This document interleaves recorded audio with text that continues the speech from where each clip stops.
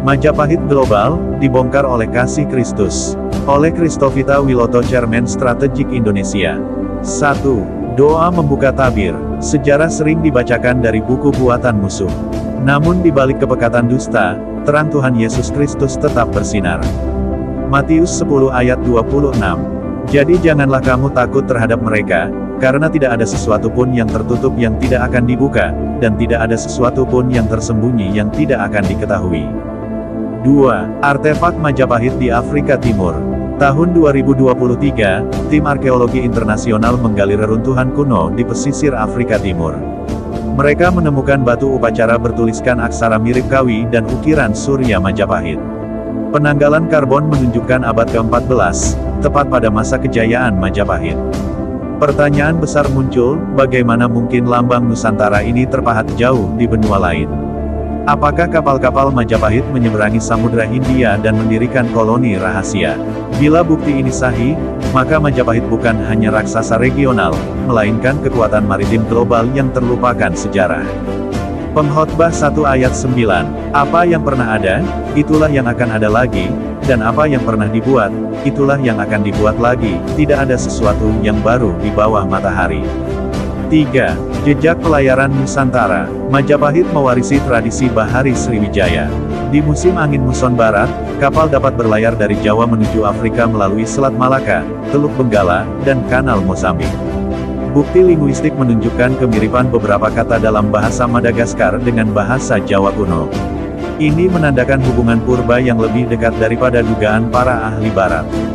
Yohanes 8 ayat 32. Dan kamu akan mengetahui kebenaran, dan kebenaran itu akan memerdekakan kamu. 4. Koloni rahasia atau pos dagang. Artefak di Afrika Timur bisa berarti koloni permanen, tetapi bisa juga hanya pos dagang musiman. Kapal Majapahit membawa rempah-rempah, kayu cendana, dan logam Nusantara, lalu pulang dengan gading, emas, dan mutiara. Pada puncaknya, Surya Majapahit menjadi simbol persekutuan niaga yang melampaui samudra. Mazmur 24 ayat 1. Mazmur Daud, Tuhanlah yang empunya bumi serta segala isinya, dan dunia serta yang diam di dalamnya. 5. Senjata laut yang bisa menyelam. Naskah Negara Kertagama dan Pararaton menyebut, perahu yang hilang di bawah air. Para filolog sering mengabaikan baris ini, menganggapnya kiasan spiritual. Namun sketsa di Museum Leiden, Belanda, menggambarkan kapal Jawa dengan sirip di bawah lambung, mirip baling-baling manual. Wahyu 3 ayat 7. Inilah firman dari Yang Kudus, yang benar, yang memegang kunci Daud, apabila ia membuka, tidak ada yang dapat menutup, dan apabila ia menutup, tidak ada yang dapat membuka. 6. Teknologi yang mendahului masa. Pada abad ke-14, pelaut Eropa belum mengenal baling-baling bawah air. Jika Majapahit benar-benar membuat prototipe kapal selam mini, maka kecerdasan teknologinya melampaui zamannya. Bukti uji coba dari peneliti Jepang pada era modern, sebuah replika kecil yang stabil dan senyap, turut mendukung hipotesis ini, walau data asli dikabarkan hilang. Amsal 25 ayat 2, adalah kemuliaan Allah merahasiakan sesuatu, tetapi kemuliaan raja-raja menyelidiki hal itu. 7. Penghapusan catatan oleh kolonial. Ketika Belanda datang, banyak lontar dan prasasti dipindahkan atau dibakar. Arsip yang mencatat superioritas armada Majapahit sengaja dihilangkan agar rakyat Nusantara kehilangan kebanggaan. Belanda mengajarkan bahwa kita dijajah karena lemah, padahal mungkin kita dihilangkan karena terlalu maju. Kolose 1 ayat 16-17. Karena di dalam Dia telah diciptakan segala sesuatu, yang di sorga dan yang di bumi, yang kelihatan dan yang tidak kelihatan, baik singgasana maupun kerajaan, baik pemerintah maupun penguasa, segala sesuatu diciptakan oleh Dia dan untuk Dia. Ia ada terlebih dahulu dari segala sesuatu dan segala sesuatu ada di dalam Dia. 8. Keberanian melawan narasi palsu.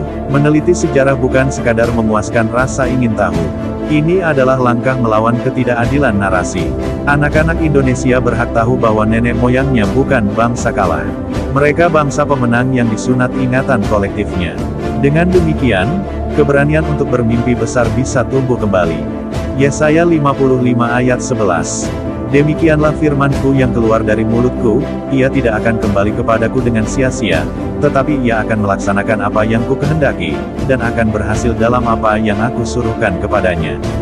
9. Identitas dan martabat bangsa. Ketika identitas dicuri, martabat melemah. Melalui kisah Majapahit, Tuhan Yesus mengingatkan bahwa kemuliaan sejati tidak terletak pada lambang kerajaan, tetapi pada kebenaran yang dihidupi.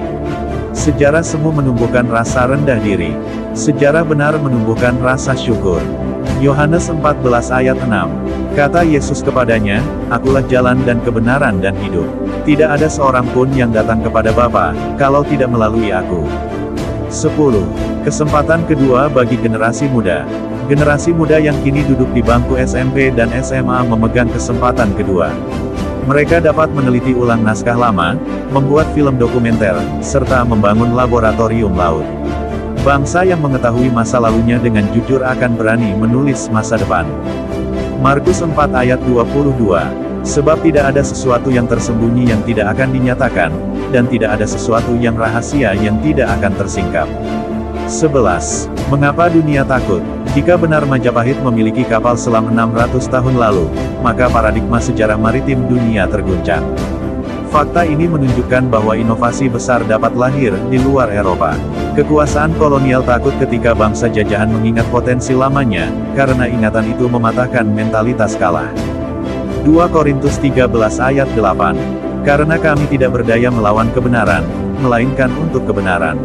12. Mandat bahari zaman sekarang. Ini, Indonesia modern memiliki garis pantai terpanjang kedua di dunia.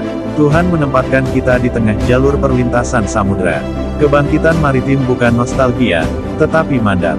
Gereja, sekolah, dan kampus perlu mendidik pelaut, insinyur, dan peneliti laut dalam.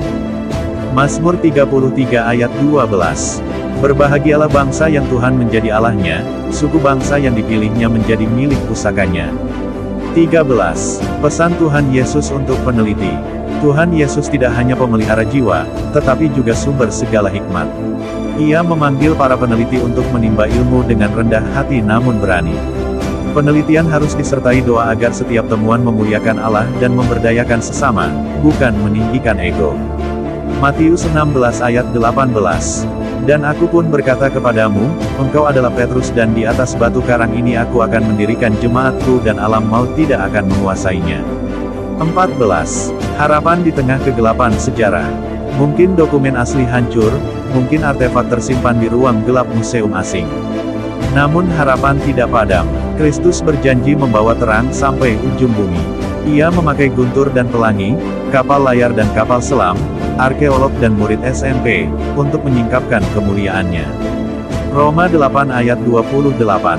Kita tahu sekarang, bahwa Allah turut bekerja dalam segala sesuatu untuk mendatangkan kebaikan bagi mereka yang mengasihi Dia, yaitu bagi mereka yang terpanggil sesuai dengan rencana Allah. 15. Doa dan tindakan. Mari kita menutup analisa ini dengan sikap gentar, cinta, dan takut akan Allah yang hidup. Sejarah Majapahit di Afrika dan teknologi kapal selam kuno bukan sekadar pelajaran masa lampau. Ini panggilan untuk bangkit, meneliti, dan bersaksi bahwa Kristus adalah Raja atas waktu, ilmu, dan samudera. 1 Korintus 2 ayat 9.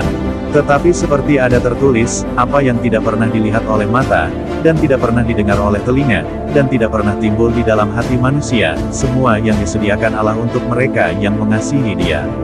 Tuhan Yesus Kristus memberkati Indonesia.